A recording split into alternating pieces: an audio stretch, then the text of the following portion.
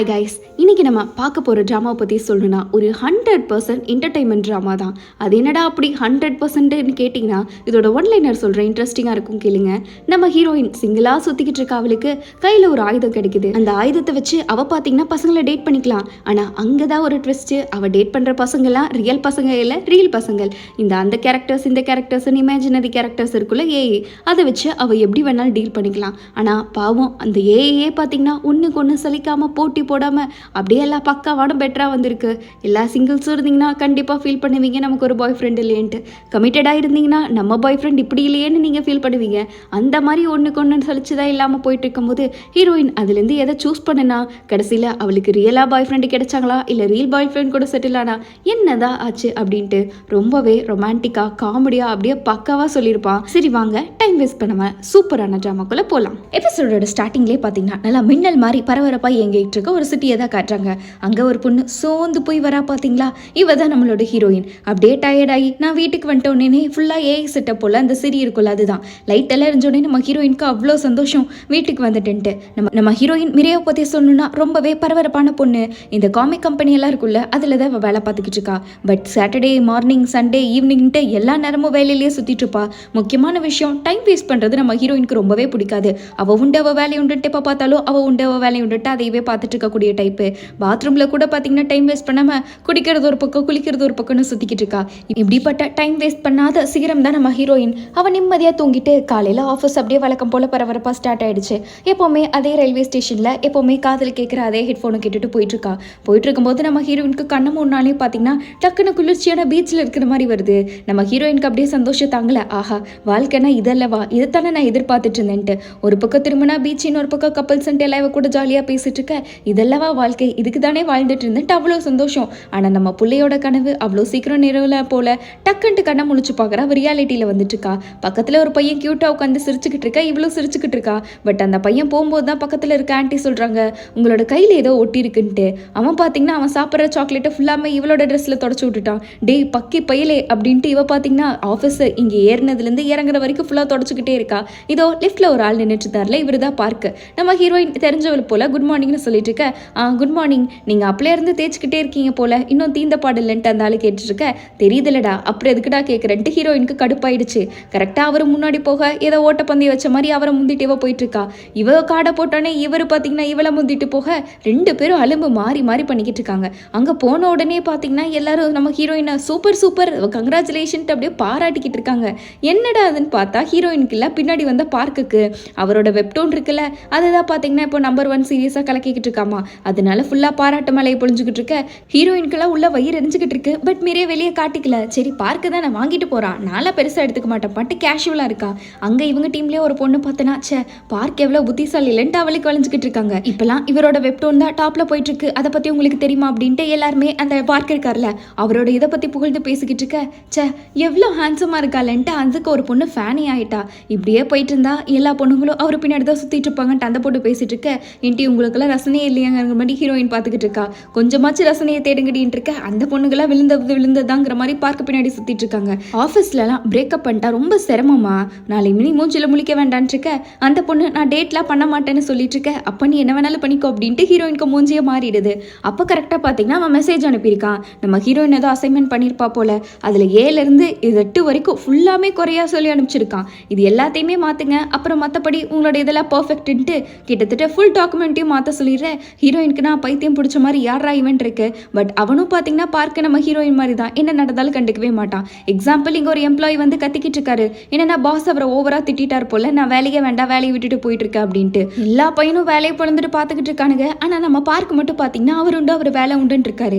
என்ன மனுஷன்டா இவன் அப்படின்ட்டு ஹீரோயின் அப்பயும் அவனை திட்டுறதுலேயே ஒரு குறியா வச்சுட்டு இவன்ல எங்கே போய் விளங்க போறாங்கிற மாதிரி கழுவி ஊத்திட்டு இருக்கா.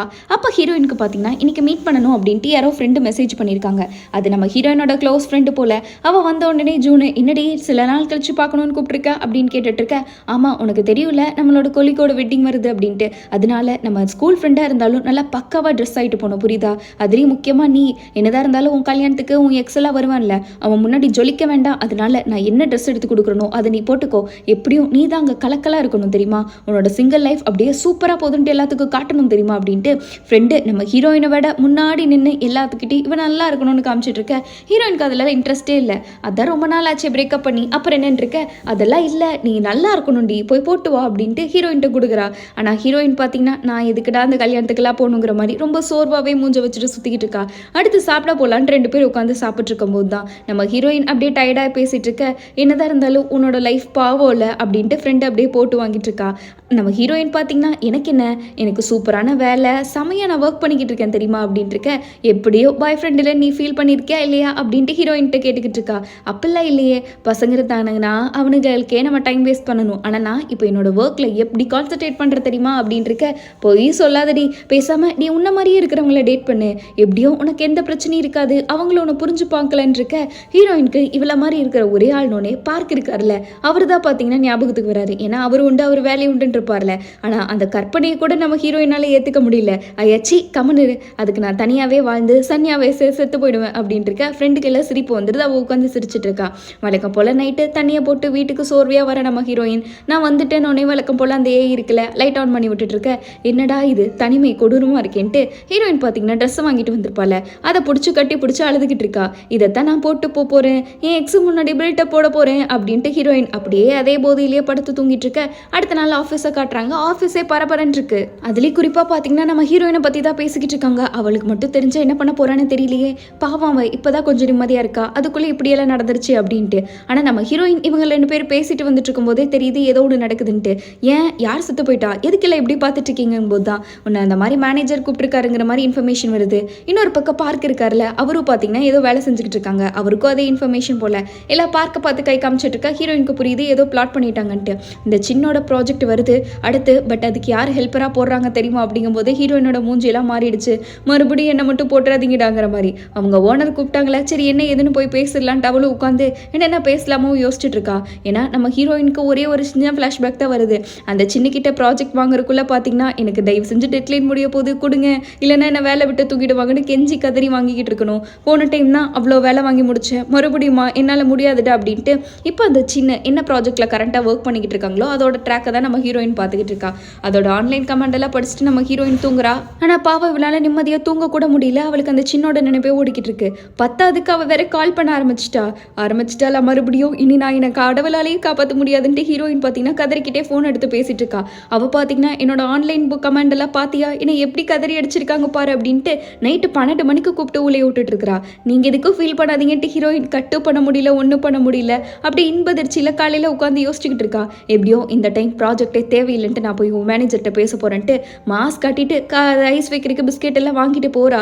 போகும்போது இப்போ பாருங்க நான் என்ன பண்ணுறேன்ட்டு அங்கே போய் ஐஸ் வைக்கலான்னு பார்த்தா பார்க்கு பார்த்தீங்கன்னா நம்ம ஹீரோயின் ஒரு கட்டு வாங்கிட்டு போனால் அவர் 3 கட்டோட வாங்கிட்டு போய் அவரை உட்காந்து ஆல்ரெடி மீட் பண்ணி பேசிக்கிட்டு இருக்காரு. ஆனால் மேனேஜரும் கொஞ்சம் கவுந்த மாதிரி தான் இருக்குது. ஹீரோயின் வந்த உடனே சொல்லிக்கிட்டு இருக்கா, இந்தாங்க ஜூஸ் குடிங்கன்ட்டு இவர் ஜூஸ் எல்லாம் வேறு எக்ஸ்ட்ராவாக வாங்கிட்டு வந்து பார்த்து சார் பொறுமையாக ட்ரை பண்ணுங்கன்னு இருக்க. தோ இதைத்தான் நான் எதிர்பார்த்தேன் அப்படின்ட்டு இருக்கும்போது 2 பேரும் பார்த்தீங்கன்னா மாறி மாறி எக்ஸ்கியூஸ் கேட்டுட்டு இருக்காங்க. சின்னோட ப்ராஜெக்ட்டுக்கு எங்களை போடாதீங்க என்ன போடாதீங்கன்ட்டு. அவர் பார்த்தீங்கன்னா என்னோட கம்பெனிலே திறமையான எம்ப்ளாயீஸ்னால் நீங்கள் தான், உங்கள் 2 பேத்துக்கும் நான் இந்த ஆப்பர்ச்சுனிட்டியை கொடுக்கணும்னு நான் விரும்புகிறேன். ஏன்னா அவங்களுக்கு கூட இருந்து சப்போர்ட் பண்ணவருக்கு நீங்கள் 2 பேரும் தானே தூண்களாக இருக்கணும். அது பெரிய ப்ராஜெக்ட் வேறு நமக்கு அப்படின்னா உங்கள் 2 பேத்துல தான் யாரையாச்சும் போட்டி ஆகணும், வேறு வழியே இல்லைன்னு இருக்க. இப்போ இவரை போடுங்க, இவரோட ரீசன்ட் ப்ராஜெக்ட் எவ்வளோ பெரிய சக்ஸஸ்ன்னு இருக்க. ஆல்ரெடி நம்ம சின்னோட எக்ஸ்பீரியன்ஸ்லாம் இருக்குது, இவங்களோட ஒர்க் பண்ணியிருக்காங்க. அப்போ ஹீரோயினை போடுங்க அப்படின்ட்டு பார்க்கு தள்ளி விட்டுறாங்க. 2 பேரும் மாறி மாறி அடிச்சுக்கிட்டு இருக்க. ஹீரோயினா அதெல்லாம் இல்லை சார், ரீசெண்டாக எனக்கு அவங்கக்கிட்ட எனக்கு ஒர்க் பண்ணுறக்கே பயமாக இருக்குது. ஆனால் பார்க்கு புளியாச்சு அப்படியே பூந்து விளையாட மாட்டாருன்ட்டு இவ பேசிக்கிட்டு இருக்க. எப்படியோ ஐஸை வச்சு தள்ளிடலான்னு பார்க்குறான். பார்க்கு உனக்கு இருக்கடி ஒரு நாளுங்கிற மாதிரி இவளை பார்த்து முடிச்சுட்டு என்னதான் இருந்தாலும் நம்ம ஹீரோயின் அளவுக்கு மைண்ட் கால்குலேஷனில் எனக்கு இல்லைன்னு இருக்க. இல்லை நீங்கள் தான் பெஸ்ட்டு, நீங்கள் தான் பெஸ்ட்டுன்னு 2 பேரும் மாறி மாறி அடிச்சிட்டு இருக்காங்க. கடைசியில் மேனேஜர் பார்த்தனா நான் இதை நம்ம ஹீரோயின் மிரேக்கிட்டே கொடுக்குறேன் அப்படின்னோடனே அவளுக்கு தூக்கி வாரி போட்டுருது. எனக்கு எதுக்கு இது அப்படின்னு கேட்டுட்டு இருக்க. அப்படிலாம் இல்லை, உனக்கு ஆல்ரெடி எக்ஸ்பீரியன்ஸ் எல்லாம் இருக்குங்கும் போது ஹீரோயின் எவ்வளவோ சொல்கிறா. பட் நம்ம பார்க்கு ஆமாம் இவங்க தான் பொருத்தமான ஆள், சரியான முடிவு தான் சார், சரி கிளம்புங்க நான் வரேன், நீங்கள் எப்படியும் பார்த்து ஒர்க் பண்ணி முடிங்க அப்படின்ட்டு இதுதான் சாக்குன்னு பார்க்க கிளம்பிடுறாங்க. ஹீரோயின்கா அப்படியே நொந்து போய் வெளியே வந்துக்கிட்டு இருக்கா. அங்கே டீம்மேட்ஸ் கிட்ட எல்லாம் பார்த்த உடனே சரி இவ ரியாக்ஷன் வச்சு கண்டுபிடிச்சிடுறாங்க. மறுபடியும் நீதானா, ஐயோ போச்சு, இனி உன்னை கடவுளால் கூட காப்பாற்ற முடியாதுன்ட்டு எல்லாம் உசுப்பேத்தி விடுறதை விட ஹீரோயின் அவ்வளோ ஃபீல் பண்ணிக்கிட்டு இருக்கா. மறுபடியும் சின்ன கூட ஒர்க் பண்ண போகிறேன் நான், எனக்கு என்ன ஆக போகுதுன்னு தெரியலையே, கடவுள் தான் காப்பாற்றணுன்ட்டு ஹீரோயின் அப்படியே கண்ணெல்லாம் கலங்கி நின்றுட்டு இருக்க. இந்த டைம் உன்னை கடவுள் கூட காப்பாற்ற முடியாதுன்னு சொல்லிக்கிட்டு இருக்காங்க. இப்போதான் ஒரு குட்டி ஃப்ளாஷ்பேக்கு. ஹீரோயின் பார்த்தீங்கன்னா டேட் பண்ணிட்டு இருந்திருப்பால, அந்த டைமில் பார்த்தீங்கன்னா எக்ஸ் பாய் ஃப்ரெண்டை டேட் பண்ணிட்டு இருக்கும்போது அவர் கூட ஸ்பெண்ட் பண்ணுறதுக்கு டைமே இருந்திருக்காது. எப்போவுமே ஒர்க்குன்னு அந்த சின்ன கூடயே தான் சுற்றிட்டு இருந்திருப்பா. அவர் பர்த்டேக்கு ஒரு நாள் கேக் செஞ்சுட்ருப்பா. அப்போ சமைக்கும் போது கூட பார்த்தீங்கன்னா சின்ன கூட பேசிக்கிட்டே சமைப்பா. இவளுக்கு ரெஸ்ட்டே கொஞ்சம் கூட இருந்திருக்காது. 24 மணி நேரம் வேலைன்னு இருக்க அடுப்பில் கேட்க வச்சுட்டு ஒரு 5 நிமிஷம் படுக்கலான்னு படுத்திருப்பா. பட் புள்ள தூங்குறவ ஒரேடியாக தூங்கிடுவா. அவள் எக்ஸ் பாய் ஃப்ரெண்டுக்கு பர்த்டே போல் அவர் ஆசையாக உட்காந்து வெயிட் பண்ணி கால் பண்ணிக்கிட்டு இருக்க. நம்ம ஹீரோயின் போயிருக்கவே மாட்டா. நைட்டு 2 ஆயிடும். ஐயோ அப்படின்ட்டு அங்கே போய் பார்த்தா ஓவனில் ஃபுல்லாமே கருகி போயிருக்கும். இருந்தாலும் பரவாயில்லன்ட்டு அந்த கருகுனதை தூக்கிட்டு நம்ம ஹீரோயின் ஓடிட்டுருப்பா. அப்போ தான் அவளுக்கு அந்த பிரேக்கப் மெசேஜ் வந்திருக்கும். அதுதான் அவளோட ஃபஸ்ட்டு அண்ட் லாஸ்ட் ஹார்ட் பிரேக்காக இருந்திருக்கும். அதுக்கப்புறம் நம்ம ஹீரோயின் வாழ்க்கையை இப்போ சிங்கிளாக போயிட்டு இருக்குன்ட்டு அந்த ஒரு சோக ஃப்ளாஷ்பேக் இப்போ நினச்சிட்டு இருக்க. இவங்க கிட்ட வேலை செஞ்சால் சொட்டையெல்லாம் விழுந்துரும். உனக்கு ஆல்ரெடி முடி இருக்கா இல்லை எங்கேயாச்சும் சொட்டை விழுந்துருச்சா, இப்படியும் உனக்கு விழுகதா போதுன்ட்டு கூட இருக்கிறவங்கள இன்னும் ஹைப்பேற்றி விட்டுட்டு இருக்க. ஹீரோயின் பார்த்தீங்கன்னா வாழ்க்கையை சுத்தமாக வெறுத்து போய் உட்காந்து ட்ரெயினில் போயிட்டு இருக்கா. வழக்கம் போது அலே டைமில் பத்தாவதுக்கு கூட இருக்கிறமா முடிய வேற பிடிச்சி இழுத்துட்டு இருக்க. என்னடா அப்போ சொட்டை அடிக்காமல் விட மாட்டீங்களாடாங்கிற மாதிரி தான் அவரோட ரியாக்ஷன் இருக்கு. அந்த மேரேஜ் இருக்குல்ல, அதே மாதிரி அந்த நாளும் வந்துருச்சு. ஹீரோயின் பார்த்தீங்கன்னா அந்த புது ட்ரெஸ்லாம் போடல, எனக்கு மூடு சரியில்லை அப்படின்ட்டு ஏதோ ஓரளவுக்கு டீசெண்டான ட்ரெஸ் தான் போட்டு போயிருக்கா. அங்கே கொலிக்ஸ் எல்லாம் வந்திருப்பாங்களே ஃப்ரெண்ட்ஸு, அவங்க எல்லாரும் கூப்பிட்டு இப்போ என்ன ஜாலியாக சிங்கிளாக இருக்க போல அப்படின்னு பேசிட்டு இருக்க. ஹீரோயினும் ஆமான்ட்டு எல்லாத்துக்கிட்டே நல்லா பேசிக்கிட்டு இருக்கா. ஆனால் என்னதான் ஹீரோயின் அவங்க ஃப்ரெண்டோட கல்யாணத்துக்கு போனாலும் அவள் எக்ஸை பாத்திர மாட்டோமா அப்படின்ட்டு ஒரு ரீசனில் உட்காந்து தேடிக்கிட்டே தான் இருக்கா. ஆனால் அவள் எக்ஸை தான் காணும். அவங்க ஃப்ரெண்டு பார்த்தீங்கன்னா நல்லா ஹாப்பியாக கல்யாணம் பண்ணிக்கிட்டு இருக்க. ஹீரோயினுக்குலாம் அவ்வளோ சந்தோஷமாக இருக்குது. என்னதான் நம்ம ஸ்கூல் மேட் கல்யாணம் பண்ணாலும் நமக்கும் அவ்வளோ சந்தோஷமாக இருக்கும்ல. ஆனால் பாவம் இவளுக்கு தான் அது ஹார்ட் பிரேக்காக இருக்குது. வழக்க போல் ஃப்ரெண்ட்ஸ் கிட்ட பேசிக்கிட்டே வந்துட்டு இருக்கும்போது தான் ஒரு 5 நிமிஷம் கழிச்சு ஏதோ ஒரு பொண்ணு என்ட்ரி ஆகுறா. பார்த்தா எல்லா ஃப்ரெண்ட்ஸும் அந்த பொண்ணை சுற்றி நின்றுட்டுருக்காங்க. அது வேற யாருமே இல்லை, இவளோட எக்ஸ் பாய் ஃப்ரெண்ட் இருக்கான் பார்த்தீங்களா, அவனோட ஆள். அந்த பொண்ணு இவங்களோட செட்டு தான் போல. அவள் பார்த்தீங்கன்னா என்கேஜ் எல்லாம் ஆயிடுச்சு. அவன் அப்ராட்ல ஒர்க் பண்ணிட்டு இருக்கான். இன்னும் ரிட்டர்ன் ஆகலை அப்படின்ட்டு அந்த என்கேஜ்மெண்ட் ரிங்கை காட்டிட்டு இருக்க. ஹீரோயினுக்கு அதை பார்க்கும்போதுலாம் வயிறு எரிஞ்சிட்டு இருக்கு. அப்போ இவளுக்கு ஒரு சின்ன ஃப்ளாஷ்பேக்கு தோணுது. என்னன்னா நம்ம ஹீரோயின் எப்போவுமே அவள் எக்ஸ் பாய் ஃப்ரெண்ட் கூட இருந்திருப்பான் பார்த்தீங்களா. அப்போ நம்ம ஹீரோயினுக்கு அவனும் 2 பேரும் ஒன்றா இருக்கணும் அப்படிதான் ஆசை. ஆனால் அவன் பார்த்தீங்கன்னா அவன் ஃப்யூச்சரில் எப்போவுமே நான் அப்படி இருக்கணும் நான் இப்படி இருக்கணும்னு தான் சொல்லிக்கிட்டே இருப்பான். ஹீரோயின் ஒரு நாள் யதார்த்தமாக கேட்டுருவா, ஏன் உங்கள் ஃப்யூச்சரில் எப்போ பார்த்தாலும் நானா நம்மங்கிற ஒரு வார்த்தையே இருக்காதா, என்ன நீங்கள் கொஞ்சம் கூட உங்கள் ஃப்யூச்சர்லேயே இன்க்ளூட் பண்ணது இல்லையா அப்படின்ட்டு. ஆனால் இப்போ அதெல்லாம் கரெக்டாங்கிற மாதிரி வேற ஒரு பொண்ணோட என்கேஜ்மெண்ட் ரிங்கில் அவங்ககிட்ட இருக்குல்ல, அதை பார்த்துட்டு இவன் மனசொடைஞ்சு போயிட்டுருக்க. கரெக்டாக நாளைக்கு 11 மணிக்கு என்ன மீட் பண்ணணும் அப்படின்ட்டு அந்த சின்ன மெசேஜ் போட்டுட்டாங்க. போச்சுடா என் ராகு கால் ஆரம்பம்டான்ட்டு இப்போ சின்ன கரண்ட்டாக ஒர்க் பண்ணிக்கிட்டு இருக்காங்களா. அந்த ப்ராஜெக்டை போய் பார்க்குறா. அங்கே இருக்கிற கேரக்டர்லாம் பார்த்தீங்கன்னா ஹீரோயினுக்கு படிக்க கிரிஞ்சாக இருக்குது. என்னன்னா இருக்கிறதுலேயே ஒரு பெரிய பணக்காரன் அவன் தான் பார்த்தீங்கன்னா ஹீரோ. அவன் பார்த்தீங்கன்னா அவனோட வேலை செய்கிற பொண்ணையே லவ் பண்ணிக்கிட்டு இருக்கான். பட் அந்த வார்த்தையெல்லாம் கேட்கும்போது ஹீரோயினுக்கு ஃபுல்லாமே தோன்ற ஒரே வார்த்தைனா கிரிஞ்சு. ஐயோ தேனே உன் கண்ணில் வரும் கண்ணீர் எனக்கு அமிர்தம் வர மாதிரி அப்படின்ட்டு என்னென்னமோ கிரிஞ்சா எழுதியிருக்கான். அவங்களோட ஃபர்ஸ்ட் மீட் எப்படின்ட்டா அவனுக்கு ஏதோ ஒரு அலையெல்லாம் அடிச்சு சாகிற மாதிரி போகும்போது அந்த பொண்ணு தான் காப்பாற்றிருப்பா. அதுதான் அவங்களோட ஃபர்ஸ்ட் மீட்டு. அதுக்கப்புறம் தான் யதார்த்தமாக அந்த பொண்ணை ஹோட்டலில் வேலை செய்கிறதா பார்த்து காதல் வந்திருக்கும். இதெல்லாம் கமெண்ட்டை பார்க்கும்போது ஹீரோயினுக்கு பார்த்தீங்கன்னா மக்களும் ஹீரோயின் நினைக்கிற மாதிரியே கிரிஞ்சுன்னு கழுவி ஊற்றிருப்பாங்க. இவ ஒருத்தி காமிக் எழுதுறங்கிற பேரில் கன்றாவியெல்லாம் எழுதி உயிரை வாங்கிட்டு இருக்கான்ட்டு ஹீரோயின் பார்த்தீங்கன்னா அதே கடுப்பில் தூங்கிடுறா. இனிமேல் சின்ன கூட வேலை செய்ய போகிறோம், கடவுளே நினைச்சாலும் காப்பாற்ற முடியாதுன்ட்டு அவன் மசாஜ் பண்ணிக்கிட்டு இருக்க. அந்த இடத்துக்கு பார்க் வந்துட்டாரு. வந்த உடனே அவர் சும்மா நிரண்டிக்கிட்டே இருக்க. ஹீரோயினுக்கு தெரிஞ்சிருது எப்படியோ மசாஜ் பண்ணதான் வந்திருப்பாருன்னு. உயிரை வாங்க வந்துட்டான் பாருன்ட்டு இவ கழுவி அப்படியே என்னென்னலாம் திட்ட முடியுமோ சுட்டிட்டு இருக்க. பார்க்க பார்த்தீங்கன்னா நீங்கள் என்ன எவ்வளோ நேரம் பண்ணுவீங்க அப்படின்ட்டு அவன் கேட்டுக்கிட்டு இருக்கான். இன்னும் ஒரு 5 நிமிஷம் வெயிட் பண்ணுங்க நான் வந்துடுறேன் அப்படின்ட்டு ஹீரோயின் பார்த்தீங்கன்னா இவன் கேட்ட கேடுக்கு இந்த மசாஜ் ஒன்று தான் கேடு அப்படின்ட்டு மனசுக்குள்ளே கழுவி ஊற்றிட்டு இருக்க. நானும் பார்க்குறேன் அப்படின்ட்டு அவனும் பார்த்தீங்கன்னா டைம் பார்த்துட்டு உட்காந்துட்டான். சரியான செல்ஃபிஷ் அப்படின்ட்டு ஹீரோயின் பார்த்தீங்கன்னா கிளம்புறா. அவன் டக்குன்ட்டு ஏதோ குத்துற மாதிரி எந்திரிக்கிறான். பார்த்தா பக்கத்தில் இருக்க பொம்மை இருக்குல்ல, அதோட விரலை வச்சு குத்திடுறா. இப்போதான் மனசே நிம்மதியாக இருக்குன்ட்டு ஹீரோயின் உட்காந்துட்டு இருக்க.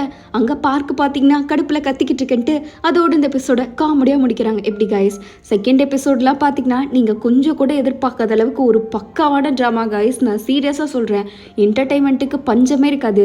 அடுத்த எபிசோடு பாருங்க, அப்புறம் நீங்களே எப்போ போடுவீங்கன்ட்டு அதிரடியாக ட்ரை பண்ணுவீங்க. நம்ம ஃபாக்ஸ் ட்ராமா விட ஒரு பக்காவான பெட்டரான ட்ராமா தான். அதெல்லாம் பார்க்கணுன்னா மறக்காமல் சப்ஸ்கிரைப் பண்ணிக்கோங்க.